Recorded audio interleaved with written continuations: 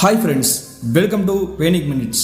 தமிழ்நாட்டைச் சேர்ந்த திருநெல்வேலி மாவட்டத்திற்கு அருகாமையில் நடந்த ஒரு பயங்கரமான திகில் நிகழ்வை பற்றி தாங்க முழுமையாக பார்க்க போகிறோம். இந்த சம்பவத்தில் கேஸ் சிலிண்டர் கம்பெனிக்கு செக்யூரிட்டி வேலைக்காக சென்ற ஒரு வாலிபருக்கு இரவு நேரத்தில் நடந்த திகில் நிகழ்வு தாங்க இன்றைய நிகழ்வு. நான் உங்கள் Afsar. Welcome to real horror stories.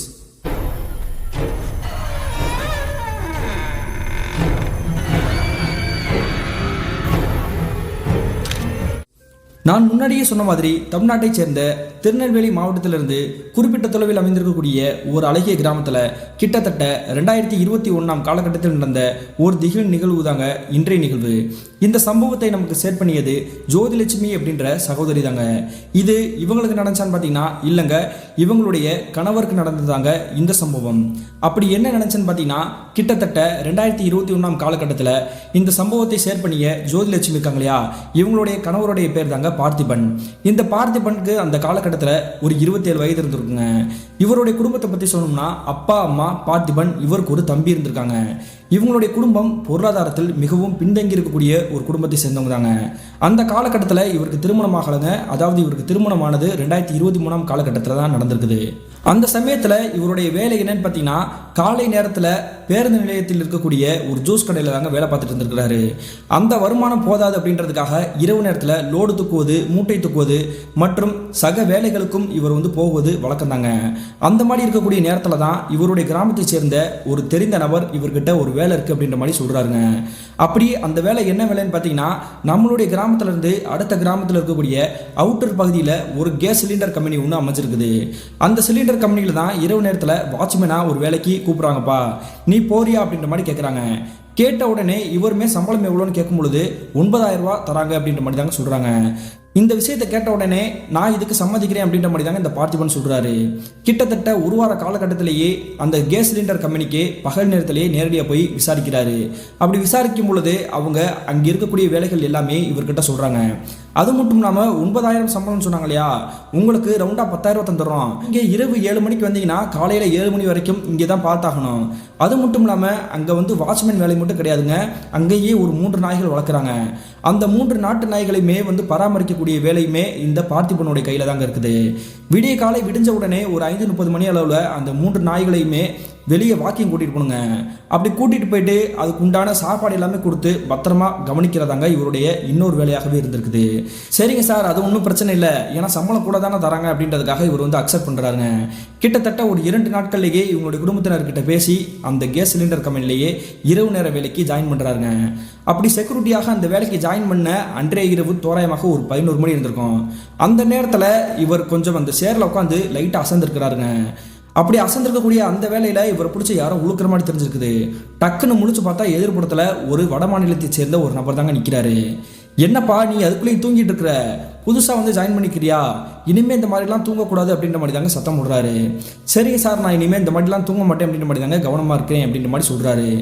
ஏன்னா இங்கே நடக்கக்கூடிய விஷயங்கள் எல்லாத்தையுமே சிசிடிவி கேமரா மூலியமாக இந்த கம்பெனியுடைய முதலாளி ஐயா பார்த்துட்டு இருப்பாருன்னு சொல்கிறாங்க. அதனால நீ கொஞ்சம் கவனமாக இருந்துக்கோ அப்படின்ற மாதிரி தாங்க அவர் வார்னிங் கொடுத்துட்டு போகிறாருங்க. இப்படி முதல் நாள் மட்டும் இல்லாமல் கிட்டத்தட்ட ஒரு 2-3 நாட்கள் இரவு நேரத்தில் யாராவது ஒரு நபர் அந்த கம்பெனியில் ஸ்டாப்பாக இருப்பாங்க இல்லையா, இடையில இவர் நோட்டம் விட்டுக்கிட்டே இருந்திருக்காங்க. சரியாக 3 நாட்களுக்கு பிறகு இவர் கரெக்டாக தான் இருக்கிறாரு அப்படின்றது தெரிஞ்சதுக்கு பிறகு யாருமே இடையில வர்றதே இல்லைங்க. அதே மாதிரியே அந்த கம்பெனியில் வேலைக்கு சேர்ந்து கிட்டத்தட்ட ஒரு 5 நாட்கள் கடந்திருக்கும். அன்றைய நள்ளிரவு தோராயமாக ஒரு 1 மணி இருந்திருக்குங்க. இவங்களுடைய அந்த கம்பெனிக்குள்ள ஏற்கனவே ஒரு 3 நாய்கள் வளர்த்துட்டு இருக்கிறாங்கன்னு சொன்னேன் இல்லையா, திடீர்னு பயங்கரமாக குலைச்சிருக்குது. என்னடா இது இத்தனை நாள் அப்படி குலைச்சதே கிடையாது, ஏன் இப்படி குலைக்குது அப்படின்ற மாதிரி தாங்க மிரண்டு போய் நிற்கிறாரு. உடனே அந்த குடோனுக்குள்ளே போய் அங்கே இருக்கக்கூடிய அந்த கட்டி வச்சிருக்கக்கூடிய அந்த நாய்களை போய் பார்க்குறாரு. பார்த்த உடனே அந்த நாய்கள் குலைக்கிறத அப்படி நிறுத்தி இருக்குது. மறுபடியும் சரி நிப்பாட்டிச்சில் நம்ம ஒரு பிரச்சனையும் கிடையாது அப்படின்ற மாதிரி தாங்க அந்த கம்பெனி குடோனை விட்டுட்டு வெளியே நிற்கிறாரு. வெளியே நிற்கும் பொழுது இவருக்கு பேரதிர்ச்சி. என்ன நடந்திருக்குன்னு பார்த்தீங்கன்னா இவருக்கு ஆல்ரெடி சேர் போட்டு உட்காருவதற்காக ஒரு சேர் போட்டிருப்பாங்க இல்லையா, அந்த சேர்கிட்ட ஒடுக்கு விழுந்த மாதிரி ஒரு கன்னத்தோட கருகருன்னு இருக்கக்கூடிய ஒரு வயதான ஒரு நபர் வாட்ச்மேன் உடையில உட்காந்துருக்கிறாருங்க. அந்த நபரை பார்த்த உடனே ஐயா யார் நீங்கள் அப்படின்ற மாதிரி கேட்குறாரு. கேட்ட உடனே அந்த வயதான நபரும் இந்த பார்த்திபனை உத்து பார்க்குறாருங்க. அப்படி பார்க்கும்பொழுதே அந்த வயதான நபருடைய தோற்றம், முகத்தோற்றம் எல்லாமே வந்து பரிதாபமாக தெரிஞ்சிருக்குது. ரொம்ப வயசான ஆளுமா இருக்கிறாரு, எப்படியும் ஒரு 60 அல்லது ஒரு 65 வயசு இருக்கும். இவரும் இங்கே செக்யூரிட்டியாக இருக்கிறாரா, இதுக்கு முன்னாடி நம்ம பார்த்ததே இல்லையே அப்படின்ற மாதிரி யோசிக்கிறாருங்க. அந்த நேரத்தில், ஐயா நீங்கள் செக்யூரிட்டி வேலை தான் பார்க்குறீங்களா? நான் இங்கே வேலைக்கு சேர்ந்து ஒரு 5-6 நாட்கள் கடந்துருச்சு, உங்களை நான் பார்த்ததே இல்லையே அப்படின்ற மாதிரி தாங்க கேட்குறாரு. கேட்ட உடனே அந்த வயதான நபர் என்ன சொல்கிறாருன்னா, நீ என்னை பார்த்துருக்க வாய்ப்பில்லப்பா, ஆனால் இரவு நேரம் அந்த நடுராத்திரி நேரத்தில் உன்னை வந்து நான் பார்த்துருக்குறேன். இந்த குடோனுக்கு பின்னாடி தான் முதலாளி அம்மா தூங்கிட்டு இருக்கிறாங்க, அவங்கள பாதுகாக்கிறதா என்னுடைய வேலையே, அதனால நான் அங்கே தான் இருப்பேன், நான் இங்கே வரமாட்டேன், நீ கொஞ்சம் கவனமாக பார்த்து இருந்துக்கோ அப்படின்ற மாதிரி தாங்க அவர்கிட்ட வார்னிங் கொடுக்குற மாதிரி கொடுத்துட்டு மறுபடியும் அந்த இடத்த விட்டு அந்த வயதான நபர் கிளம்பி போகிறாருங்க. உடனே இந்த பார்த்திபன் என்ன நினைக்கிறாருன்னா, அவர் சொன்ன மாதிரியே பின்னாடி முதலாளி அம்மா வந்திருப்பாங்க போல, அதனால தான் அவங்கள பார்த்துக்கிறதுக்காக இவர் வந்து செக்யூரிட்டியாக அங்கே வந்து அப்பாயின்மெண்ட் பண்ணியிருப்பாங்க போல, அதனால தான் அவர் வந்து அங்கே போறேன்றாரு போல, சரி போகட்டும் அப்படின்ற மாதிரி தாங்க நினைக்கிறாரு. இந்த சம்பவம் நடந்து மறுநாள் காலையில் விடிஞ்சதுக்கு பிறகு ஆளை மாற்றி விடுறதுக்காக பகல் நேரத்தை வேலை பார்க்கக்கூடிய ஒரு செக்யூரிட்டி வருவாங்க இல்லையா, அதே மாதிரி செக்யூரிட்டி வந்துடுறாங்க. செக்யூரிட்டி வந்ததுக்கு பிறகு இவருடைய வேலை முடிஞ்சிருச்சு அப்படின்றக்காக இவருடைய வீட்டுக்கு போய் குளிச்சுட்டு எப்பயும் போல அந்த பேருந்து நிலையத்துக்கு அருகாமையில் இருக்கக்கூடிய அந்த ஜூஸ் கடைக்கு வேலைக்கு போயிறாருங்க.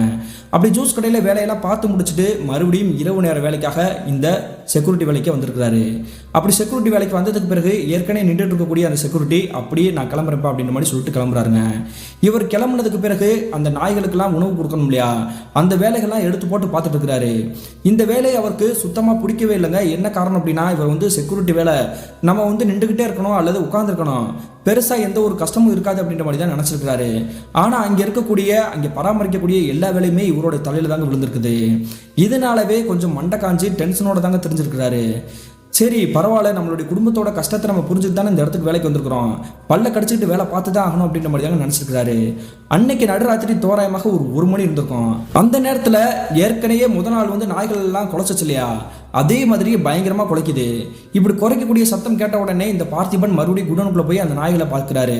பார்த்த உடனே அந்த நாய்கள் கப்சுப்புன்னு அமைதியாக இருந்திருக்குது.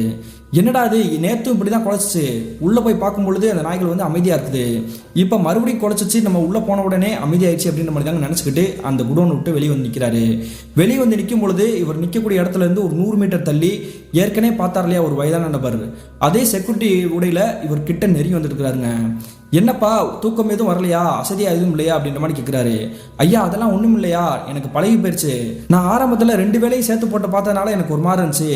ஏற்கனவே ஒரு வடமாநிலத்தை சேர்ந்த ஒரு நபர் வந்து என்னை வந்து சத்தம் போட்டு போனார், ட்ரெஸ் அந்த மாதிரி வந்து இன் பண்ணாமல் எடுத்து விடக்கூடாது, காலில் ஷூ எப்பயுமே மாட்டி தான் இருக்கணும், சாக்ஸ் எல்லாம் போட்டு தான் இருக்கணும், அது மட்டும் இல்லாமல் ஏகப்பட்ட கண்டிஷன் சொல்கிறாரு, இதுவும் பத்தாதுண்டு கொசுபத்தி எதுவும் பற்ற வைக்கக்கூடாது அப்படின்ற மாதிரி சொல்கிறாரு. கொசுபத்தி இல்லாமல் கொசு கடிச்சு தாங்க முடியல என்னால், ஆனால் வேறு வழி இல்லை, பக்கத்தில் வேறு சிலிண்டரெல்லாம் இருக்கு இல்லையா, அதனால தான் அவங்க வந்து இந்த மாதிரி சொல்லியிருப்பாங்க போல, நான் இதையுமே வந்து சகிச்சுட்டு போயிடுவேன் அப்படின்ற மாதிரி தாங்க சொல்கிறாரு. இந்த சிலிண்டர் கம்பெனியை பொறுத்த வரைக்கும் கொஞ்சம் அவுட்டர் பகுதியில் தாங்க வைப்பாங்க. அதுக்கு காரணம் என்னன்னு பார்த்தீங்கன்னா, ஏதாவது ஒரு அசம்பாவிதம் நடந்துருச்சு அப்படின்னா பக்கத்தில் இருக்கக்கூடிய கிராமத்தை சேர்த்து பாதிக்கும் இல்லையா, அதனால தான் அவுட்டர் பகுதியில் வைப்பாங்க. அது மட்டும் இல்லாமல் கொசுபத்தி பற்ற வைக்கக்கூடிய அந்த நெருப்பு வந்து யதார்த்தமாக எங்கிட்டாவது பட்டுருச்சு அப்படின்னா பெரிய பிரச்சனை ஆயிரும், அதனால தான் கொசுபத்தியை பற்ற வைக்கக்கூடாது அப்படின்ற மாதிரி அந்த கம்பெனி நிர்வாகமே இவங்க கிட்ட வந்து சொல்லி வேலைக்கு சேர்க்குறாங்க. இதெல்லாம் கேட்டதுக்கு பிறகு அந்த வாட்ச்மேன் என்ன சொல்கிறாருன்னா, சரிப்பா நீ இப்போ தானே வேலைக்கு சேர்ந்துருக்க, போக போக பழகிறோம், ஆனால் இந்த வேலை வந்து உனக்கு நிரந்தரம் கிடையாது, ஒழுங்காக இந்த வேலையை விட்டுட்டு வேறு ஏதாவது ஒரு நல்ல வேலையை தேடி போய் பாரு, ஏன்னா இங்கே இருக்கக்கூடிய அந்த முதலாளி வந்து சரி கிடையாது, ரொம்ப நம்மளை வந்து பாடாப்படுத்துவாங்க, நம்மளுடைய ரத்தத்தெல்லாம் உறிஞ்சிட்டு தான் நம்மளை வந்து வெளியவே விடுவாங்க, நீ வேலையை விட்டு நிற்கிறேன்னு சொன்னாலுமே அந்த சம்பளத்தை உன் கைக்கு முன்னாடி தரவே மாட்டாங்க, அது மட்டும் இல்லாமல் வசதியான குடும்பத்தை சேர்ந்தவங்க அப்படின்றனால ஆட்களை வச்சு நம்மளையே அடிக்க வருவாங்க, இது எல்லாம் தெரிஞ்சுக்கிட்டு நீ இங்கே இருக்கணுமா வேணாமா அப்படின்றத நீ தான் முடிவு எடுக்கணும் அப்படின்ற மாதிரி தாங்க சொல்கிறாரு. இப்படி இந்த இருவரும் பேசிட்டு இருக்கும்பொழுது தூரத்துல இருந்து சைக்கிள் பெல் அடிக்கக்கூடிய சத்தம் கேட்குது. சத்தம் கேட்ட உடனே பார்த்திபன் டக்குன்னு திரும்பி பார்க்குறாருங்க. தூரத்திலேயே ஒரு சைக்கிளில் ஒரு வாலிபர் டீ கொண்டு வந்துட்டு இருக்கிறாருங்க. இதை பார்த்த உடனே, ஐயா டீ வண்டி வந்துட்டு இருக்குது, டீ சாப்பிட்றீங்களா அப்படின்ற மாதிரி கேட்குறாரு. இல்லைப்பா எனக்கு டீலாம் வேணாம், நீ சாப்பிட்டுக்கோ, நான் முதல்ல கிளம்புறேன் அப்படின்ற மாதிரி தாங்க வேகமாக விறுவிறுன்னு நடந்துட்டு இருக்கிறாரு. ஏன் வயசான ஆளுகளாக இருந்தால் இரவு நேரத்தில் தூக்கம் வரக்கூடாதுன்றதுக்காக டீ சாப்பிடுவாங்க, இவர் என்ன டீயே வேணான்றாரு அப்படின்ற மாதிரி தாங்க நினச்சிட்டு இருந்திருக்கிறாரு. அந்த நேரத்தில் அந்த டீ வண்டி வந்து பக்கத்தில் நின்றதுக்கு பிறகு அவர் கையில் வச்சிருக்கக்கூடிய அந்த கிளாஸில் டீயை ஊற்றி இவர் கையில் கொடுக்குறாருங்க. அப்படி குடிச்சிட்டு அதே இடத்துல உட்காந்து அங்கே சுற்றி இருக்கக்கூடிய இடத்துல என்னென்ன நடக்குது அப்படின்ற மாதிரி நோட்டம் விட்டுட்டே இருந்துக்கிட்டாரு. மறுநாள் காலையில் விடிஞ்சதுக்கு பிறகு எப்பயும் போல் அந்த வேலையை மாற்றுவதற்காக ஒரு செக்யூரிட்டி வருவார் இல்லையா, அவர்கிட்டயே நான் கிளம்புறேன் அப்படின்ற மாதிரி தாங்க சொல்கிறாரு. சொன்ன உடனே அந்த நபரும் சரிப்பா இரவு கொஞ்சம் சீக்கிரம் வந்துரு, நீ வந்தால் தான் என்னை மாற்றி விடுவாங்க, இல்லைன்னா நான் நின்றுக்கிட்டே இருக்கணும் அப்படின்ற மாதிரி தாங்க இவர்கிட்ட புலம்புறாரு. அந்த நேரத்தில் இவருக்கு ஒரு விஷயம் தோணிருக்குது. இதை இந்த செக்யூரிட்டி கிட்ட நம்ம கேட்போமா வேணாமா அப்படின்ற மாதிரி யோசிச்சபடியே அவர்கிட்ட கேட்க ஆரம்பிக்கிறாருங்க. முதலாளி அம்மா பின்னாடி தான் தூங்கிட்டு இருக்காங்களாயா அப்படின்ற மாதிரி கேட்குறாருங்க. அப்படி கேட்கும் பொழுது அந்த செக்யூரிட்டி என்ன பண்ணுறாருன்னா, ஆமா தம்பி முதலாளி அம்மா பின்னாடி தான் தூங்கிட்டு இருக்கிறாங்க, அதனால என்ன பிரச்சனை உனக்கு அப்படின்ற மாதிரி கேட்குறாங்க. அதெல்லாம் எனக்கு எந்த பிரச்சனையும் கிடையாது, நான் கேட்கணும்னு தோணுச்சு அப்படின்ற மாதிரி தாங்க சொல்லிட்டு இவர் மறுபடியும் இவருடைய கிராமத்துக்கே கிளம்பி போறாருங்க. நான் ஏற்கனவே சொன்ன மாதிரி இந்த வேலையை முடிச்சுட்டு வீட்டுக்கு போய் குளிச்சுட்டு சாப்பிட்டு முடிச்சுட்டு எப்பயும் போல அந்த ஜூஸ் கடைக்கே போயிடுவாரு. அப்படி ஜூஸ் கடைக்கு போயிட்டு அன்றைய இரவு தோராயமாக ஒரு 7 மணிக்கெல்லாம் மறுபடியும் இந்த செக்யூரிட்டி வேலைக்கு இந்த கம்பெனிக்கு வந்திருக்கிறாருங்க. அப்படி கம்பெனிக்கு வந்ததுக்கு பிறகு அந்த நபர் இவரை மாற்றி விட்டு அவருடைய வீட்டுக்கு கிளம்பி போயிட்டாரு. இப்படி அவர் கிளம்பி போனதுக்கு பிறகு நேற்றைய இரவு நேற்றுக்கு முன்னாள் இரவு 2 நாட்கள் அந்த செக்யூரிட்டி வயதான நபர் நம்மளை பார்த்தோம் இல்லையா, அவர் இந்த தடவை வந்தா கொஞ்சம் தூக்கம் கெடாம அவர்கிட்ட பேச்சுவார்த்தை கொடுக்கலாம், இன்னைக்குமே வருவாரா அப்படின்ற மாதிரி யோசிச்சுட்டு இருக்கிறாரு. ஆனா கிட்டத்தட்ட ஒரு 2 நாட்களாக ஆளே காணவே இல்லை, நடுராத்திரியில வரவே இல்லை. ஒருவேளை அவரை முதலாளி அம்மா அங்கேயே இருக்க சொல்லிட்டாங்க போல, அதனாலதான் அவர் வராம இருக்காரு அப்படின்ற மாதிரி தாங்க நினைக்கிறாரு. சரியாக ஒரு 3 நாட்கள் கடந்து இரவு நேரத்துல இவர் சுத்தி நோட்டம் இருக்கிறார் இல்லையா, அந்த நேரத்துல யாரோ ஒருத்தர் பிபி வச்சு ஊதுற மாதிரி தாங்க சத்தம் கேட்குது. இந்த சத்தம் கேட்ட உடனே நாய்கள் பயங்கரமா குறைக்க ஆரம்பிச்சிருக்குது. இப்போதான் நமக்கு புரியுது, இந்த பிபி சவுண்டு கேட்டதுக்கு பிறகுதான் அந்த நாய்கள் எல்லாமே குறைக்குது அப்படின்ற மாதிரி தாங்க மிரண்டு போய் சுற்றி முற்றி பார்க்குறாரு. அப்படி பார்க்கும் பொழுது இவர் நிற்கக்கூடிய இடத்துல இருந்து ஒரு 200 மீட்டர் தொலைவில் யாரோ ஒரு நபர் பக்கத்தில் நெருங்கி நடந்து வர மாதிரி தெரியுது. யார் அந்த நபர் அப்படின்னு உத்து பார்க்கும் பொழுது அது வேற யாருமே கிடையாதுங்க, ஏற்கனவே இவரை சந்திச்சார் இல்லையா இரவு நேரத்தில், அதே செக்யூரிட்டி தாங்க. பக்கத்தில் நெருங்கி வந்ததுக்கு பிறகு என்னையா என்னைய தேடிட்டு இருந்தியா அப்படின்ற மாதிரி அந்த வயதான நபர் கேட்குறாரு. ஆமாங்கய்யா, நீங்கள் என்ன 2-3 நாள் ஆளையே காணா, நைட் நேரத்தில் வருவீங்க பேசுவீங்க, திடீர்னு ஆளையே காணாமே அப்படின்ற மாதிரி தாங்க கேட்குறாரு. அது ஒன்றும் இல்லைப்பா, என்னுடைய மனைவியை நான் பார்க்க போயிட்டேன், நான் அதனால தான் உன்னை பார்க்க முடியல அப்படின்ற மாதிரி தாங்க சொல்கிறாரு. சரிங்க சரி உட்காருங்க அப்படின்ற மாதிரி தாங்க அவருக்கு சேரை போட்டு இவர் உட்கார வைக்கிறாரு. அப்படி உட்கார வச்சதுக்கு பிறகு அந்த செக்யூரிட்டி கிட்ட இவர் பேச்சுவார்த்தை கொடுக்குறாரு. நீங்கள் பகல் நேரத்தில் எப்போ கிளம்பி போவீங்கன்றதே தெரியல, உங்களை பார்க்கவே முடியல, முதல்ல உங்களுடைய பேர் என்னன்னு தெரிஞ்சுக்கலாமா அப்படின்ற மாதிரி தாங்க இந்த பார்த்திபன் கேட்குறாரு. அப்படி கேட்ட உடனே எதிர்ப்புறத்தில் உட்காந்துருக்கக்கூடிய அந்த செக்யூரிட்டி சிரித்தபடியே என்னுடைய பேர் ராமச்சந்திரன்பா அப்படின்ற மாதிரி தாங்க சொல்கிறாரு. ராமச்சந்திரனா, இப்போதான் உங்களுடைய பேரே எனக்கு கேட்கணும்னு தோணுச்சு, என்னை மன்னிச்சுக்கோங்க ஐயா அப்படின்ற மாதிரி தாங்க சொல்கிறாரு. அதன் பிறகு நீங்கள் ஏற்கனவே என்கிட்ட சொன்னீங்க இல்லையா, முதலாளி அம்மா பின்னாடி தான் தூங்கிட்டு இருக்கிறாங்க, அவங்கள பாதுகாக்கிறதா என்னுடைய வேலை அப்படின்ட்டு, அந்த விஷயத்தை காலையில் வேலை பார்க்கக்கூடிய ஒரு செக்யூரிட்டிட்ட கேட்டேன். அவர் ஆமாம் முதலாளி அம்மா தூங்கிட்டு இருக்கிறாங்க அப்படின்றது மட்டும் தான் சொன்னாங்க, மற்றபடி நீங்கள் வேலை பார்க்குறத நானும் கேட்கல, அவரும் சொல்லவே இல்லை அப்படின்ற மாதிரி தாங்க சொல்கிறாரு. இங்கே இரவு முடிச்சுட்டு காலை நேரத்தில் எப்பயும் போல வேலையை முடிச்சுட்டு கிளம்புவீங்க இல்லையா, அந்த நேரத்தில் அந்த செக்யூரிட்டியை கூப்பிட்டுட்டு நீங்கள் என்னை பற்றி விசாரிங்க, ராமச்சந்திரன் உங்களை கேட்டார்னு சொல்லுங்க, அவர் என்னை பற்றி சொல்லுவார் அப்படின்ற மாதிரி தாங்க சிரிச்சபடி சொல்லிட்டு டக்குன்னு எந்திரிக்கிறாரு. எந்திரிச்சிட்டு கொஞ்சம் தூரம் தாங்க நடந்து போயிருப்பாரு. நடந்து போன அவர் திடீர்னு மாயமான மாதிரி தாங்க மறைஞ்சு போயிருக்கிறாரு. இப்போதானே நம்ம கண்ணு கெட்டுற தூரத்தில் நடந்து போகிற மாதிரி தெரிஞ்சு, அதுக்குள்ளேயும் போயிட்டாரா அப்படின்ற மாதிரி தாங்க நினச்சிட்டு இதுவுமே யதார்த்தமாக நடக்குது அப்படின்ற மாதிரி தாங்க புரிஞ்சுக்கிட்டு அவருடைய வேலையில் ஈடுபட ஆரம்பிச்சிருக்காரு. மறுநாள் காலையில் விடிஞ்சதுக்கு பிறகு எப்பயும் போல அந்த செக்யூரிட்டி வேலையை மாற்றுவதற்காக வருவார் இல்லையா, அப்படி வந்த உடனே அவர்கிட்ட மறுபடியும் இவர் பேச்சுவார்த்தை கொடுக்க ஆரம்பிக்கிறாரு. நேற்றைய இரவு நான் வேலை பார்த்துருக்கும் பொழுது இந்த குடோனுக்கு பின்னாடியே முதலாளி அம்மா தூங்கிட்டு இருக்காங்கன்னு சொன்னீங்க இல்லையா, அங்கே செக்யூரிட்டி வேலை பார்க்கக்கூடிய ஒரு நபர் என்னை சந்திக்கிறாரு. கிட்டத்தட்ட ஒரு 2-3 நாட்களாக ஆளையே காணா, அதுக்கு முன்னாடி டெய்லி வந்துட்டு இருப்பாரு, நேற்றைய இரவு தான் என்கிட்ட வந்தாரு, அவர் பேசலைன்னா எனக்கு வேலையே ஓடாது அப்படின்ற மாதிரி தாங்க சொல்றாரு. இதை கேட்ட உடனே அந்த வாட்ச்மேன் இவரை பார்த்து மிரண்டபடியே நிற்கிறாருங்க. என்ன தம்பி சொல்ற, முதலாளி அம்மாவுக்கு வாட்ச்மேனா, அப்படி யாருமே இல்லையே அப்படின்ற மாதிரி தாங்க சொல்றாரு. அண்ணா விளையாடாதீங்கண்ணா, அவர் பேர் கூட ஏதோ ஒன்று சொன்னாரு, ராமச்சந்திரன் நினைக்கிறேன் அப்படின்ற மாதிரி தாங்க சொல்றாரு. இதை கேட்ட உடனே அந்த வாட்ச்மேனுடைய முகம் குப்புன்னு வேர்த்திருக்குது. தம்பி என்ன பேர் சொன்னீங்க அப்படின்னு கேட்ட உடனே ராமச்சந்திரனுங்க அப்படின்ற மாதிரி தாங்க இவரும் சொல்றாரு. ராமச்சந்திரனா அப்படின்ற மாதிரி தாங்க அவருடைய முகத்தில் இருக்கக்கூடிய வேர்வையெல்லாம் தொடச்சிட்டு சரி சரி ஒன்றும் பிரச்சனை இல்லை அப்படின்ற மாதிரி தாங்க சொல்றாரு. மறுபடியும் இவர் சந்தேகப்பட்டுட்டு ஏன் உங்களுடைய முகமே வேர்த்திருக்குது, வேற எதுவும் பிரச்சனையா அப்படின்ற மாதிரி தாங்க கேட்கிறாரு. இல்லை அதெல்லாம் ஒரு பிரச்சனை கிடையாது அப்படின்ற மாதிரி தாங்க அந்த செக்யூரிட்டி சொல்றாரு. சொன்ன உடனே இவர் அவரை விட்டுட்டு கிளம்பலாம் அப்படின்றதுக்காக ஒரு 4 அடி எடுத்து வைக்கிறாரு. அப்படி 4 அடி எடுத்து வச்சதுக்கு பிறகு மறுபடியும் இவரை பார்த்து கேட்கிறாரு, முதலாளி அம்மா எப்பவுமே நம்ம கம்பெனிக்கு வரவே மாட்டாங்களா, பின்னாடி இருக்கக்கூடிய அந்த குடோனுக்கு பின்னாடியே தான் இருப்பாங்களா அப்படின்ற மாதிரி தான் கேட்கிறாரு. தம்பி தேவையில்லாத வார்த்தையெல்லாம் விட்டுட்டு இருக்கிறாத, உன்னுடைய வேலையை மட்டும் பாரு, நீ அதை பற்றிலாம் விசாரிக்காத அப்படின்ற மாதிரி தாங்க அவர் கோபத்தோட சொல்றாரு. அதன் பிறகு ஒரே குழப்பத்தோடையே இந்த பார்த்திபன் இவருடைய கிராமத்துக்கே கிளம்பி வந்திருக்கிறாரு. அப்படி கிளம்பி வந்துட்டு அன்றைய இரவு தோராயமாக 7 மணிக்கு எப்பயும் போல அந்த கம்பெனிக்கு அந்த வாட்ச்மேன் வேலையில ஈடுபட ஆரம்பிச்சிருக்கிறாருங்க. அந்த நேரத்தில் அன்றைய நடுநிசி தோராயமாக ஒரு 1 மணி இருந்திருக்கும். எப்பயும் போல அந்த வயதான நபர் வாட்ச்மேன் இருக்கார் இல்லையா, அவர் இவர் கிட்ட நெருங்கி வந்திருக்கிறாருங்க. எப்பயும் போல அதே மாதிரி நாயுமே குலைக்க ஆரம்பிச்சிருக்குது. நீங்கள் வந்தாலே நாய் குலைக்குது, நாய் குலைச்சது மட்டும் இல்லாமல் நீங்கள் வந்த அடுத்த நிமிஷமே அந்த நாய் குலைக்கக்கூடிய அந்த சத்தம் எல்லாமே நின்றுது அப்படின்ற மாதிரி தாங்க கேட்குறாரு. அதுக்கு அந்த வாட்ச்மேன் என்ன சொல்கிறாருன்னா, அது ஒன்றுமில்ல தம்பி, நீ இங்கே வாட்ச்மேனாக இருக்கிற இல்லையா, கிட்டத்தட்ட ஒரு 3 வருடங்களுக்கு முன்னாடி நான் இதே இடத்துல தான் என்னை வந்து நிற்க வச்சுருந்தாங்க. அப்பொழுது அந்த நாய்களை பராமரிக்கக்கூடிய அந்த பணிகள் எல்லாமே நான் தான் செஞ்சுட்டு இருந்தேன். அதனால தான் அந்த நன்றியை காட்டக்கூடிய இந்த விதத்தில் தான் நான் அந்த தூரத்தில் வந்துட்டு இருக்கும் பொழுதே என்னுடைய மோப்பத்தை வந்து கண்டுபிடிச்சி அது வந்து குறைச்சிட்டு இருக்குது, வேற ஒன்றும் கிடையாது அப்படின்ற மாதிரி தாங்க சிரிச்சபடி சொல்கிறாரு. அதன் பிறகு என்ன பண்ணுறாருன்னா, சரி தம்பி நான் கிளம்புறேன், நீ முதல்ல அந்த வாட்ச்மேன் கிட்ட விசாரிச்சு பார்த்தியா என்னை பற்றி அப்படின்ற மாதிரி தாங்க கேட்குறாரு. ஆமாம் உங்களை பற்றி விசாரிச்சு பார்த்தேன், ஆனால் வேற யாருமே இல்லை அப்படின்ற மாதிரி ஃபஸ்ட்டு மழுப்புனாரு. அதன் பிறகு நீங்கள் வேலை பார்க்குறது உண்மைதான் அப்படின்ற மாதிரி தான் சொன்னார். ஆமாம், ஏன் அந்த மாதிரி வந்து என்கிட்ட இந்த மாதிரி மறைமுகமாக பேசினாரு, அவருடைய முகமெல்லாம் குப்புன்னு வேர்த்துச்சு அப்படின்ற மாதிரி தாங்க இந்த பார்த்திபன் கேட்குறாரு. அதெல்லாம் ஒன்றுமில்ல தம்பி, முதலாளி அம்மா தூங்குறாங்கல்ல, அவங்க வந்து டிஸ்டர்ப் ஆகிடக்கூடாது அப்படின்றதுக்காக பயந்துருப்பாரு, நீ பாட்டுக்கு போய் பொசுக்குன்னு எட்டி பார்த்துட்டேன்னா பயந்துருவ இல்லையா அப்படின்னு சொல்லி கிண்டல் பண்ணுற மாதிரி சிரிக்கிறாருங்க. இவர் சிரிக்கக்கூடிய அந்த விஷயத்தை பார்த்த உடனே இவருக்கு ஒன்றுமே புரியலைங்க. இந்த பார்த்திபனுக்கு ஒரே குழப்பமாக இருந்திருக்குது. சரி தம்பி நான் வந்து கிளம்பி போகிறேன், இல்லைனா முதலாளி அம்மா எந்திரிச்சிடுவாங்க, ரொம்ப கோவக்காரங்க அப்படின்ற மாதிரி தாங்க சிரிச்சபடியே அவர் நடந்து போகிறாரு. இப்படி அவர் நடந்து போய் கிட்டத்தட்ட ஒரு 1/4 மணி நேரத்துக்கு பிறகு இவருக்கு ஒரே குழப்பமாக இருந்திருக்குது. எதுக்காக முதலாளி அம்மா டெய்லியும் இப்படி வந்து தூங்கிட்டு இருக்கிறாங்க, அவங்களுக்கு ஒரு செக்யூரிட்டி வேற நிற்கிறாங்க, இது எல்லாமே எதுக்காக இப்படி நடக்குது அப்படின்ற மாதிரி தாங்க குழப்பத்தோடு இருந்திருக்கிறாரு. மறுநாள் காலையில் விடிச்சதுக்கு பிறகு அந்த செக்யூரிட்டி வேலைக்கு வருவார் இல்லையா, அவர்கிட்ட அதை பற்றி மறுபடியும் இன்னொரு தடவை விசாரிப்போம் அப்படின்ற மாதிரி தாங்க விசாரிக்கிறாரு.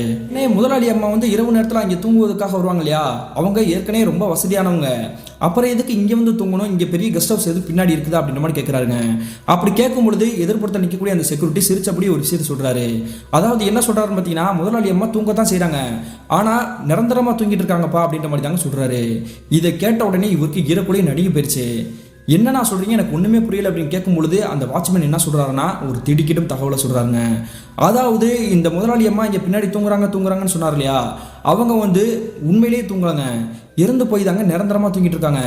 அதாவது அந்த பெண்மணி இறந்து கிட்டத்தட்ட ஒரு 3 வருடங்கள் கடந்திருக்கும். அவங்களுடைய சமாதி தாங்க அந்த குடோனுக்கு பின்னாடியே அடக்கம் பண்ணி புதைக்கப்பட்டிருக்குது. இந்த விஷயத்தை கேட்ட உடனே இவருக்கு தூக்கி வாரி போட்டிருக்குங்க. இந்த பார்த்திபனுடைய உடம்பெல்லாம் நடுநடுங்க ஆரம்பிச்சிருச்சு. அடுத்த வார்த்தையை கேட்கறதுக்கு முன்னாடியே இந்த செக்யூரிட்டி, நான் வந்து வேலையை பார்க்கணுப்பா, சிசிடிவி கேமரால எல்லாத்தையும் செக் பண்ணிட்டு இருப்பாங்க, நீ இப்படி என்கிட்ட வந்து பேசிட்டு இருந்த அப்படின்றது தெரிஞ்சிச்சுன்னா அத்தனை பேரும் என்னை திட்டுவாங்க, முதல்ல நீ கிளம்பிப்போ அப்படின்ற மாதிரி தாங்க சொல்றாரு. உடனே குழப்பத்தோடையே இந்த பார்த்திபன் அவருடைய பேக் எடுத்துக்கிட்டே இவருடைய சொந்த கிராமத்துக்கு வந்திருக்கிறாரு. அப்படி கிராமத்துக்கு வந்துட்டு அன்றைய இரவும் அந்த ஜூஸ் கடையில் வேலை பார்த்துட்டு இந்த வாட்ச்மேன் வேலைக்கு வந்துட்டாருங்க. வந்ததுக்கு பிறகு கிட்டத்தட்ட தோராயமாக இரவு ஒரு 11 மணி வந்திருக்கும். அந்த நேரத்தில் இவருக்கு ஒரே குழப்பமாக இருந்திருக்குது. ஏற்கனவே அந்த ராமச்சந்திரன் அப்படின்ற அந்த வாட்ச்மேன் வந்து முதலாளி அம்மாவுக்கு செக்யூரிட்டியா இருக்கேன் அப்படின்ற மாதிரி சொன்னாரு. இப்போ என்னன்னா இந்த வாட்ச்மேன் கிட்ட கேட்கும் பொழுது அப்படியே தலைகீழா மாற்றி சொல்றாரு, முதலாளி அம்மா உண்மையிலேயே இல்லை, இறந்து போயிட்டாங்க, நிம்மதியா தூங்கிட்டு இருக்காங்க அப்படின்ற மாதிரி சொல்றாரு. இது எல்லாம் ஒரே குழப்பமா இருக்குது, என்ன நடக்குது அப்படின்ற மாதிரி தாங்க மண்டே பிக்கிற மாதிரி தாங்க உட்காந்துருக்கிறாரு. இதை எதுக்கு நம்ம வந்து யோசிச்சுக்கிட்டே கிறுக்காகணும், நம்மளே பின்னாடி போய் அந்த குடோனுக்கு பின்னாடி என்ன இருக்குது அப்படின்றத பாத்திரணும் அப்படின்ற மாதிரி தாங்க வேக வேகமாக எந்திரிக்கிறாரு. அப்படி எந்திரிச்சு அந்த குடோனுக்கு பின்னாடி இருக்கக்கூடிய ஒரு சின்ன தகர கேட்டமா இருக்குது, அப்படி பூட்டப்பட்டிருக்கக்கூடிய அந்த தகர கேட்டை ஓப்பன் பண்ணிட்டு உள்ளுக்குள்ள போய் நிற்கக்கூடிய இந்த நபருக்கு தூக்கி வாரி போட்டுக்குங்க. என்ன நடந்திருக்குன்னு பார்த்தீங்கன்னா, ஏற்கனவே அந்த செக்யூரிட்டி சொன்னார் இல்லையா, முதலாளி அம்மாவுடைய சமாதி இங்கே அடக்கம் பண்ணியிருக்கு அப்படின்ட்டு, அது உண்மைதாங்க. உள்ளுக்குள்ள ஒரு இறந்து போன ஒரு சடலத்தை வந்து அடக்கம் பண்ணி சமாதி மாதிரி ரெடி பண்ணி வச்சிருக்காங்க. இதை பார்த்த உடனே இவருக்கு ஈரக்குலையே நடுங்கி போயிடுச்சு. அடுத்த நிமிஷமே இவருடைய வாழ்நாளில் கற்பனையே பண்ண முடியாத காட்சி கண்கள் முன்னாடி தத்ரூபமாக தெரிஞ்சிருக்குதுங்க. என்ன நடந்திருக்குன்னு பார்த்தீங்கன்னா, இவர்கிட்ட அடிக்கடி வந்து ராமச்சந்திரன் அப்படின்ற அந்த வாட்ச்மேன் வந்து இரவு நேரத்தில் பேசுவார் இல்லையா, அதே நபர் அந்த சமாதிக்கு அருகாமையிலேயே உட்காந்துருக்கிறாருங்க, அதே சீருடையிலேயே. இவர் நம்ம கிட்ட பேசின அந்த நபர் தானே இங்கேயே உட்காந்துருக்கிறாரு, செத்து போனவங்களுக்கு எதுக்கு காவலில் இருக்கணும் அப்படின்ற மாதிரி தாங்க மிரண்டு போய் பக்கத்தில் நடந்து போகிறாரு. நடந்து போக போக தான் தெரியுது அங்கே உட்காந்துருக்கக்கூடிய நபர், நம்ம கிட்ட பேசின நபர் ஒரு மனிதனே கிடையாது, ஒரு ஆன்மா அப்படின்றது. என்ன காரணம்னா, கருகருன்னு ஒரு கோரமான தோட்டத்தில் அந்த சீருடையிலேயே அவருடைய முகத்தோற்றம் மட்டும் அப்படியே அழுகி போன மாதிரி தாங்க கோரமாக மாற ஆரம்பிக்குது. இந்த காட்சியை பார்த்த உடனே அடிச்சு புரண்டுக்கிட்டு அந்த இடத்த விட்டுட்டு நம்ம தப்பிச்சு ஓடி ஆகணுமே அப்படின்ற மாதிரி தாங்க அந்த குடோனை விட்டுட்டு வெளியே வராரு. வெளியே வந்துட்டு அந்த சேர்க்கிட்டே உட்காந்துக்கிட்டு நம்ம இனிமேல் அந்த பக்கமே போகக்கூடாது அப்படின்ற மாதிரி தாங்க விடிய விடிய அப்படியே காத்துட்டு இருந்திருக்கிறாரு அடுத்த வேலைக்காக. மறுநாள் காலையில் விடிஞ்சதுக்கு பிறகு எப்பயும் போல அந்த செக்யூரிட்டி வந்து வேலைக்காக வந்திருக்கிறாருங்க. அப்படி வந்ததுக்கு பிறகு இவர் பதட்டத்தோட பயத்தோட இருக்கக்கூடிய அந்த காட்சியை பார்த்த உடனே, என்னாச்சு தம்பி, ஏன் உன்னுடைய முகமெல்லாம் ஒரு மாதிரியா இருக்குது, ஏன் இப்படி காய்ச்சி அடிக்கிற மாதிரி இருக்கிற அப்படின்ற மாதிரி தான் கேட்குறாரு. கேட்ட உடனே முதல் நாள் இரவு பார்த்த காட்சிகள் அனைத்தையுமே மொத்தமாக போட்டு உடைக்கிறாரு. அந்த ராமச்சந்திரன்ற வார்த்தையை எடுத்த உடனே நீங்களே ஒரு மாதிரி பயந்தீங்க. அதன் பிறகு முதலாளி அம்மா தூங்கிட்டு இருக்கிறாங்க, உண்மையிலேயே அங்கே பின்னாடி ஏதோ கெஸ்ட் ஹவுஸ் இருக்கும் போல அப்படின்னு நான் நினைச்சேன். நீங்க சொன்னதுக்கு பிறகுதான் தெரியுது அவங்க இறந்து போய் தூங்கிட்டு இருக்காங்க அப்படின்றதே. இதை உறுதிப்படுத்துவதற்காக நேற்றைய இரவு அந்த குடோனுக்கு பின்னாடி இருக்கக்கூடிய அந்த கேட்டை ஓப்பன் பண்ணிட்டு உள்ள போய் பார்த்தேன். உள்ளே பார்த்தா அவங்களுடைய சமாதி அங்கேயே அடக்கம் பண்ணி இருக்கக்கூடிய அந்த சமாதி என்னுடைய கண்கள் முன்னாடி பார்த்தேன். கொஞ்ச நேரத்திலேயே அதே இடத்துல ராமச்சந்திரனுடைய ஆன்மா தத்ரூபமாக நிற்கிது. இத்தனை நாளை என்கிட்ட பேசிட்டு இருந்தது ஒரு மனிதனே கிடையாது, ஒரு ஆன்மா அப்படின்றத நினைச்சாலே என்னுடைய உடம்பெல்லாம் புல்லரிக்குது. ஆனால் என்கிட்ட எந்த ஒரு பயத்தையும் காட்டாம என்கிட்ட எப்பயும் போல கேசுவலா பேசிட்டு இருந்தாரு. இங்க என்ன நடக்குது, அந்த ராமச்சந்திரனுக்கு என்னாச்சு, இந்த முதலாளி அம்மா எப்படி இறந்து போனாங்க அப்படின்ற மாதிரி தாங்க அடுக்கடுக்கா கேள்விகள் கேட்கிறாரு. இப்படி கேட்ட உடனே அந்த செக்யூரிட்டி வந்து என்ன பண்றாருன்னா, இது எல்லாத்துக்குமே எனக்கு பதில் தெரியும், ஆனா இப்ப எதுவுமே என்னால பேச முடியாது. இன்றைய இரவு வாட்ச்மேன் வேலைக்கு நீ எப்பயும் போல வந்துரு, வந்ததுக்கு பிறகு நான் எல்லா விஷயத்தையும் உங்ககிட்ட சொல்கிறேன் அப்படின்ற மாதிரி தாங்க சொல்கிறாரு. இனிமேல் இந்த இடத்துக்கு நான் வேலைக்கே வரமாட்டேன், நீங்கள் முதல்ல உண்மையை சொல்லுங்கள் அப்படின்ற மாதிரி தாங்க அவர் போட்டு பாடாப்படுத்திட்டாரு. அதன் பிறகு தாங்க அந்த செக்யூரிட்டியே இவர்கிட்ட நடந்த விஷயங்களை அப்புறம் மொத்தமாக போட்டு உடைக்க ஆரம்பிக்கிறாரு. அப்படி என்ன நடந்திருக்குன்னு பார்த்தீங்கன்னா, கிட்டத்தட்ட ஒரு 3 வருடங்களுக்கு முன்னாடிங்க. இப்போ இந்த பார்த்திபன் அந்த குடோனுக்கு முன்னாடி வாட்ச்மேனாக வேலை பார்க்குறாரு இல்லையா, அதே இடத்துல தாங்க இந்த ராமச்சந்திரன் அப்படின்ற 65 வயதில் இருக்கக்கூடிய அந்த வயதான நபர் வேலைக்கு சேர்த்துருக்கிறாரு. அவருடைய குடும்பத்தை பற்றி சொல்லணும்னா, அவருடைய மனைவி, அவருக்கு 22 வயதில் ஒரு பொண்ணு இருந்திருக்காங்க. அவங்களுக்கு திருமணம் பண்ணி கொடுத்து இந்த கணவன் மனைவி தன்னந்தனிமையில தாங்க வாழ்ந்துட்டு இருக்காங்க. இருந்தாலுமே தன்னுடைய மகளை கட்டி கொடுத்துருக்கக்கூடிய அவங்களுடைய வீட்டில் வந்து வரதட்சணைன்னு போட்டு இவங்களுடைய குடும்பத்தினரை மாடி முச்சுக்கிட்டே இருந்திருக்காங்க. இந்த கஷ்டம் தாங்க முடியாமல் நம்ம எப்படியாவது ஏதாவது ஒரு வேலைக்கு போய் ஆகணும் அப்படின்ற மாதிரி தாங்க இந்த செக்யூரிட்டி வேலைக்கு அவர் ஜாயின் பண்ணியிருக்கிறாரு. அப்படி ஜாயின் பண்ணதுக்கு பிறகு நம்மளுடைய வேலை இங்கே நிம்மதியாக இருக்கும் அப்படின்ற மாதிரி தாங்க நினச்சிருக்கிறாரு. ஆனால் அங்கே வந்து சேர்ந்ததுக்கு பிறகு தாங்க தெரியுது இது வந்து ஒரு நரகம் அப்படின்றது. என்ன காரணம்னா, இந்த முதலாளியமா ஒருத்தவங்க இறந்து போயிட்டாங்க அப்படின்னு சொன்னேன் இல்லையா, அப்பொழுது அவங்க உயிரோடு தாங்க இருந்திருக்கிறாங்க. அவங்க உண்மையிலேயே ஒரு பெண்மணினே சொல்லக்கூடாதுங்க, ஒரு ராட்சசி அப்படின்ற மாதிரி தான் சொல்லணும். இங்கே நடக்கக்கூடிய காட்சிகள் எல்லாத்தையுமே வந்து சிசிடிவி கேமரா மூலியமாக அவங்களுடைய மொபைலே கனெக்ட் பண்ணி எல்லாத்தையுமே அவங்களுடைய வீட்டில் இருந்தபடியே பார்த்துட்டே இருப்பாங்க. இவர் என்ன பண்ணுறாரு, கொசுபத்தி எதுவும் பற்ற வைக்கிறாரா, அல்லது அந்த நாய்களுக்கு வந்து ஒழுங்காக சாப்பாடு போடலையா, இல்லை கண்ணை சென்று தூங்குறாரா, இது எல்லாத்தையுமே நோட் பண்ணிட்டே இருந்திருப்பாங்கங்க. ஏதாவது ஒரு சிறு தவறு செஞ்சால் கூட மறுநாள் காலையிலேயே கார் எடுத்துகிட்டு வந்துட்டு இவர் போட்டு கண்டமணிக்க திட்டுவாங்களாங்க. வயசுக்கு கூட மரியாதையை கொடுக்க மாட்டாங்களாம். இதனாலே மன உளைச்சலுக்கு ஆளாகி இந்த வயதான நபர் என்ன பண்ணுறதுனே தெரியாமல் தத்தளிச்சு போயிட்டு இருந்திருக்கிறாரு. அந்த நேரத்தில் இவருக்கு மறுபடியும் ஒரு பெரிய பிரச்சனை வர காத்திருந்திருக்குது. என்ன நடந்திருக்குன்னா, இப்பொழுது இந்த பார்த்திபன் கூட பகல் நேரத்தில் ஒரு செக்யூரிட்டி வேலை பார்க்குறாரு இல்லையா, அவரும் பகல் நேரத்தில் அங்கே தாங்க வேலை பார்த்துட்டு இருந்திருக்கிறாரு. அந்த காலகட்டத்திலையுமே அப்படி வேலை பார்த்துருக்கக்கூடிய அவருடைய மனைவி வந்து உடம்பு முடியாத காரணத்தினால கிட்டத்தட்ட 1 மாத காலகட்டங்கள் என்னால் வர முடியாது, என்னுடைய மனைவியை நான் மருத்துவமனையில் வச்சு பார்க்கணும் அப்படின்னு மாதிரி தாங்க விடுமுறை எடுத்துக்கிறாரு. அப்படி அவர் விடுமுறை எடுத்த காரணத்தினால இந்த ராமச்சந்திரன் தான் பகல் நேர டியூட்டியும் நைட் நேர டியூட்டியும் 2 டியூட்டியும் மாற்றி மாற்றி ஒரே ஆளாக பார்க்கக்கூடிய ஒரு கட்டாயத்தில் தள்ளப்படுறாருங்க. அப்படி மாறி மாறி டே ஷிஃப்ட் நைட் ஷிஃப்ட் பார்த்த காரணத்தினால இவருடைய முகமெல்லாம் ஒடுக்கு விழுந்து ரொம்ப பரிதாபமான நிலைமையில மாற ஆரம்பிக்கிறாரு. இவர் இருக்கக்கூடிய காட்சி பார்த்துட்டு இவருடைய மனைவி கண்டமணிக்கு திட்ட ஆரம்பிச்சிட்டாங்க. இப்படி ஒரு வேலையே தேவையில்லை, நீ முதல்ல வேலையை விட்டு நின்று அப்படின்ற மாதிரி தாங்க சொல்றாங்க. அதனாலுமே இவருமே கொஞ்சம் மனதைரியத்தை ஏற்படுத்திக்கிட்டு அந்த முதலாளி அம்மா கிட்ட பேச்சுவார்த்தை கொடுக்குறாரு. என்னை மன்னிச்சுக்கோங்கம்மா, இனிமேல் என்னால் இந்த வேலைக்கு வர முடியாது, நான் 20 நாள் கிட்டக்க வேலை பார்த்துருக்கிறேன், அந்த 20 நாள் வேலை பார்த்ததுக்கான சம்பளத்தை என்கிட்ட கொடுத்துருங்க, நான் அதை வாங்கிக்கிட்டு நான் வேற இடத்துக்கு வேலைக்கு போறேன் அப்படின்ற மாதிரி தாங்க சொல்றாரு. இதை கேட்ட உடனே அந்த முதலாளி அம்மா கிட்ட வார்த்தையில் அந்த வயதான நபர் பிடிச்சி திட்டிருக்கிறாங்க. உனக்கு உண்டான அந்த சம்பளத்தை வந்து உடனேலாம் என்னால் கொடுக்க முடியாது, 1ஆம் தேதியிலேருந்து 5ஆம் தேதி வரைக்கும் வரட்டும், அப்படி வந்ததுக்கு அப்புறம் தான் சம்பளம் தர முடியும், அது வரைக்கும் பிடிச்சா வேலை பாரு, இல்லைன்னா கிளம்பி போயிட்டேரு, நீ நினைச்ச மாதிரி உனக்கு சம்பளத்தை தரவே முடியாது அப்படின்ற மாதிரி தாங்க வான் பண்ணி விட்டுறாங்க. இதனால கஷ்டப்பட்டு வேலை பார்த்தா அந்த சம்பளத்தை வாங்காம நம்ம நிற்க முடியாது அப்படின்றத தெரிஞ்சுக்கிட்டே பல்ல கடிச்சுக்கிட்டே வேலை பார்க்க ஆரம்பிச்சாருங்க. கிட்டத்தட்ட அந்த முதலாளி அம்மா கிட்ட பேச்சு வாங்கிக்கிட்டு ஒரு 3 நாட்கள் வேலை பார்த்துட்டு இருக்காரு இல்லையா, அந்த நேரத்திலேயே இரவு நேரத்தில் இவருடைய கண்ணை சென்று இவரையே அறியாமல் தூங்கியிருக்கிறாருங்க.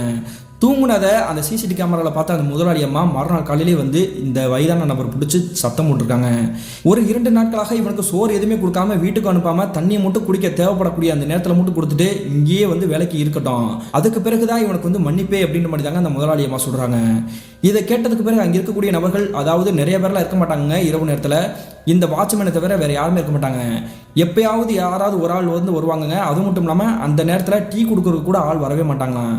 இப்படியே ஒரு 2 நாட்கள் அதே இடத்துலயே அவதிப்பட்டு இருந்திருக்காரு. 2வது நாள் கடந்து 3வது நாள் அங்கே இருக்கக்கூடிய வேலை பார்க்கக்கூடிய பகல் நேரத்தில் இருப்பாங்க இல்லையா, அந்த நபர்கள் அந்த முதலாளி அம்மா கிட்ட, பாவம் அந்த ஐயா, அவர் வந்து பார்க்கவே ரொம்ப பாவமாக இருக்காரு அப்படின்ற மாதிரி தாங்க கம்ப்ளைண்ட் பண்ணுறாங்க. இந்த விஷயத்தை தெரிஞ்சுக்கிட்டு அந்த முதலாளி அம்மா நேரடியாக இந்த வயதான நபரை பார்க்கறதுக்காக அவங்களுடைய அந்த கேஸ் கம்பெனி குடோனுக்கே வந்திருக்காங்க. அப்படி வந்து பார்க்கும்பொழுது அனைவருக்குமே பேரதிர்ச்சி ஒன்று காத்திருந்திருக்குது. என்ன நடந்திருக்குன்னு பார்த்தீங்கன்னா, மயக்கத்தில் தாங்க அவர் வந்து கிடக்கிறார் அப்படின்ற மாதிரி இவங்க எல்லாருமே நினச்சிட்டு இருக்காங்க. ஆனால் பசியும் பட்டினியால் அந்த வயதான நபர் அவருடைய உயிரை பிரிஞ்சு மாண்டு போய் கிடந்திருக்கிறாருங்க, மொத்தமாக சடலமாக. இந்த விஷயம் தெரிந்த உடனே அந்த முதலாளி அம்மாவுக்கு தூக்கி வாரி போட்டிருக்குது. என்னதான் இருந்தாலும் இவங்க வசதியான நபர் தானே, அதனால அவங்களுடைய குடும்பத்தினருக்கு சொல்லி சொல்லி இவர் வந்து ரொம்ப முழிச்சே இருந்து வேலை பார்த்ததுனால தான் இப்படி இறந்து போயிட்டாரு. அவருக்கு உண்டான சம்பளத்தையும் மட்டும் இல்லாமல் எக்ஸ்ட்ரா பணமும் நாங்கள் கொடுக்குறோம் அப்படின்ற மாதிரி தாங்க ஒரு தொகையை அவங்களுடைய குடும்பத்தினர் கொடுத்து இந்த விஷயத்துல இருந்து பிரச்சனையே வராமல் தப்பிச்சிருக்காங்க. இந்த சம்பவம் நடந்ததுலேருந்து இரவு நேரத்தில் யாருமே வேலைக்கு வராமல் இருந்திருக்காங்க. அப்படி இருக்கக்கூடிய அந்த வேலையில தான் இந்த சம்பவம் நடந்து கிட்டத்தட்ட 1 மாத காலகட்டங்கள் கூட கடந்திருக்காது. ஒரு முக்கியமாக அந்த குடோன்ல இருந்து அந்த சிலிண்டர் பூரா அனுப்பணும், அந்த வேலையில வந்து ஈடுபடணும் அப்படின்றதுக்காக இந்த முதலாளி அம்மா அந்த சிலிண்டர் கம்பெனிக்கு வந்திருக்காங்க. அப்படி வந்தவங்க இரவு நேரத்தில் பின்னாடி குடோன் வழியாகவே ஏதோ ஒரு டம்முன்னு அடிக்கக்கூடிய சத்தம் கேட்குதுங்க. என்னடா இது ஏதோ சத்தம் கேட்குது அப்படின்ற மாதிரி நானே போய் பார்த்துட்டு வரேன் அப்படின்ற மாதிரி தாங்க இவங்க எந்திரிச்சு அந்த பின்னாடி இருக்கக்கூடிய குடோனுக்கு போகிறாங்க. நான் ஏற்கனவே சொன்ன மாதிரி இரவு நேரத்தில் வேலை பார்க்கறதுக்கு ஒரு சில ஆள்கள் மட்டும் தாங்க இருக்கிறாங்க, வேற யாருமே கிடையாது. அப்படி அந்த குடோனுக்கு பின்னாடி இருக்கக்கூடிய ஏதோ ஒரு சத்தம் கேட்குது அப்படின்ற மாதிரி இந்த முதலாளி அம்மா போனாங்க இல்லையா, போனவங்க கொஞ்ச நேரத்தில் வந்துடுவாங்க அப்படின்ற மாதிரி தாங்க அனைவருமே நினச்சிருக்காங்க. ஆனால் கிட்டத்தட்ட 1 மணி நேரம் கடந்துமே இந்த முதலாளி அம்மா திரும்பி வர மாதிரி தெரியல. சந்தேகப்பட்டுட்டு அங்கே இருக்கக்கூடிய 2 வேலையாட்கள் அந்த குடோனுக்கு பின்னாடி போய் பார்க்குறாங்க. பார்க்கும்பொழுது இவங்களுடைய வாழ்க்கையில் கற்பனை பண்ண முடியாத காட்சி தாங்க கண்கள் முன்னாடி தெரிஞ்சிருக்குது. என்ன நடந்திருக்குன்னு பார்த்தீங்கன்னா, அந்த முதலாளி அம்மா பார்க்கவே ரொம்ப கொஞ்சம் குண்டாக தாங்க இருப்பாங்க. அவங்களுடைய வயது தோராயமாக ஒரு 45 இருந்திருக்கும். அந்த பெண்மணி அந்த இடத்துக்கிட்டே ஒரு மாதிரி சரிஞ்சு கீழே போய் விழுந்திருக்காங்க. அவங்களுடைய கன்னத்துல இருந்து கழுத்து வரைக்கும் யாரோ அடிச்சு கிள்ளி வச்ச மாதிரி தாங்க செவந்து போய் கிடக்குது. மயக்கத்தில் இருக்காங்க அப்படின்ற மாதிரி நினச்சிக்கிட்டு முகத்தில் தண்ணி அடிச்சு எழுப்புறாங்க. கொஞ்ச நேரத்துக்கு பிறகு தான் தெரியுது இந்த பெண்ணினுடைய உயிர் பறிவிருக்கு அப்படின்றது. அதன் பிறகு அவங்களுடைய பையனுக்குமே விஷயம் தெரிந்து, அவங்களுடைய கணவருக்கும் விஷயம் தெரிந்து நேரடியாக இந்த இடத்துக்கு வந்திருக்காங்க. இப்படி இந்த பெண்மணி எப்படி இறந்து போனாங்கன்றதே தெரியாமல் விடை தெரியாத மர்மமாக தான் இருந்திருக்குது. ஆனால் அப்பவே இந்த சம்பவத்தெல்லாம் இந்த செக்யூரிட்டி வந்து இந்த பார்த்திபன் கிட்ட சொல்லியிருக்கிறார் இல்லையா, அவருக்கு இது எப்படி நடந்திருக்கும், யாரால் நடந்திருக்கும் அப்படின்றது இவருக்கு நல்லாவே தெரிஞ்சிருக்குங்க. இருந்தாலுமே யார்கிட்டையும் வாயை மூச்சையும் விடாமல் கம்முன்றது இருக்கிறாரு. அந்த நேரத்தில் அந்த முதலாளி அம்மாவுடைய பையன் என்ன பண்ணுறாருன்னா, என்னுடைய அம்மாவுடைய உயிர் இங்கே தானே போயிருக்குது, அதனால அவங்களுடைய சடலத்தை இங்கேயே புதைச்சிருவோம் அப்படின்ற மாதிரி தாங்க அங்கேயே அடக்கம் பண்ணியிருக்கிறாங்க. இப்படி நடந்த விஷயத்தை எல்லாமே இந்த செக்யூரிட்டி இந்த பார்த்திபன் கிட்ட மொத்தமாக போட்டு உடைக்கிறாரு. இது தெரிஞ்சதுக்கு பிறகு இனிமேல் நான் இந்த இடத்துல வேலைக்கே இருக்க மாட்டேன், என்னை ஆளை விடுங்க, நீங்கள் இங்கே இருந்தீங்கன்னா உங்களுக்கும் தான் பிரச்சனை. இங்கே இருக்கக்கூடிய முதலாளிகள் நம்மளுடைய ரத்தத்தெல்லாம் உறிஞ்சி நம்மளை வந்து சடலமாக தான் தூக்கி போடுவாங்க, செத்து போனால் கூட சடலம் தானே அப்படின்ற மாதிரி தூக்கி போட்டு போகக்கூடிய ஒரு குடும்பத்தினர் தான் இவங்க. இனிமேல் இந்த இடத்துல என்னால் வேலை பார்க்க முடியாது. என்னைய அந்த ராமச்சந்திரன் ஆன்மா என்னை வந்து பார்த்து என்கிட்ட வந்து பேசுனது எல்லாமே நினச்சாலே எனக்கு கொலையே நடுங்குது. இருந்தாலுமே அவர் எவ்வளோ கஷ்டப்பட்டு அப்படின்றது நினைச்சாலே எனக்கு உடம்பெல்லாம் நடுங்குது. தயவு செஞ்சு என்னை விட்டுருங்க, நான் இனிமேல் இந்த வேலைக்கே வரமாட்டேன் அப்படின்னு மாதிரி தாங்க அந்த வேலையை விட்டே ஓடி இருக்கிறாரு. கிட்டத்தட்ட வேலையை விட்டு நின்று 1 வார காலகட்டத்துக்கு பிறகு மறுபடியும் அவங்களுடைய அந்த கேஸ் கம்பெனி இருக்கு இல்லையா, அவங்க கிட்ட சம்பளம் கேட்கிறாரு. சம்பளம் கேட்க அந்த குடும்பத்தினர் வந்து சம்பளம் தரமாட்டேன் அப்படின்ற மாதிரி சொல்லிட்டாங்க. இப்படி இந்த கேஸ் கம்பெனியை விட்டு நின்று உங்களுடைய வீட்டுக்கு வந்து கிட்டத்தட்ட 1 வார காலகட்டத்திற்கு பிறகு மறுபடியும் அந்த கம்பெனிக்கு போய் எனக்கு உண்டான சம்பளத்தை கொடுங்க அப்படின்ற மாதிரி கேட்குறாங்க. அப்படி கேட்கும் பொழுது அந்த கேஸ் சிலிண்டர் கம்பெனியோடைய அந்த பெண்ணினுடைய மகன் இருக்கார் இல்லையா, அவருக்குமே தெரிஞ்சிருக்கும் போலங்க இப்படிலாம் நடந்ததுனால தான் தன்னுடைய அம்மாவுடைய உயிர் போயிருக்கு அப்படின்றது. இனிமேல் யாரையும் கஷ்டப்படுத்தக்கூடாது அப்படின்ற மாதிரி நினைச்சாரோ என்னமோ தெரில. உடனே இவருக்கு உண்டான சம்பளத்தை கொடுத்து எக்ஸ்ட்ராவே கொஞ்சம் தொகையை கொடுத்து, நீ வேற இடத்த பார்த்து நல்லபடியாக ஒரு நல்ல வேலையை பார்ப்பா, உனக்கு வயசு கம்மி தான் அப்படின்ற மாதிரி தாங்க சொல்லி அனுப்பிச்சுட்டு இருக்கிறாரு. அதன் பிறகு அந்த சம்பளத்தை வாங்கிக்கிட்டு இந்த பார்த்திபன் இவருடைய வீட்டுக்கே வந்திருக்கிறாரு. கிட்டத்தட்ட 2021ஆம் காலகட்டத்தில் என்னுடைய கணவருடைய வாழ்க்கையில் நடந்தது பிரதர். இந்த சம்பவத்தை என்னுடைய கணவருடைய பர்மிஷன் மூலியமாக தான் இந்த சம்பவத்தை உங்களுக்கு அப்படியே ஷேர் பண்ணுறேன். இதில் முக்கியமான ஒரு விஷயம் என்னன்னு பார்த்தீங்கன்னா, அந்த கம்பெனி இருக்கக்கூடிய ஊர் மற்றும் எல்லாத்தையுமே நான் மாற்றி தான் சொல்லிக்கிறேன். ஏதாவது வெளியே தெரிய வந்து பிரச்சனை ஆச்சுன்னா எங்களுக்கு தான் பாதிப்பாகும், அதனால நீங்கள் மாற்றியே சொல்லுங்க அப்படின்ற மாதிரி தாங்க கேட்டுக்கிட்டு இருக்காங்க. இந்த சம்பவத்தை நமக்கு ஷேர் பண்ணியே ஜோதி லட்சுமிக்கு ஒரு நன்றி சொல்லிக்கலாங்க. மீண்டும் இது போல திகிலான சுவாரஸ்யமான நிகழ்வுடன் உங்களை சந்திக்கும் வரை நான் உங்கள் அப்சர்.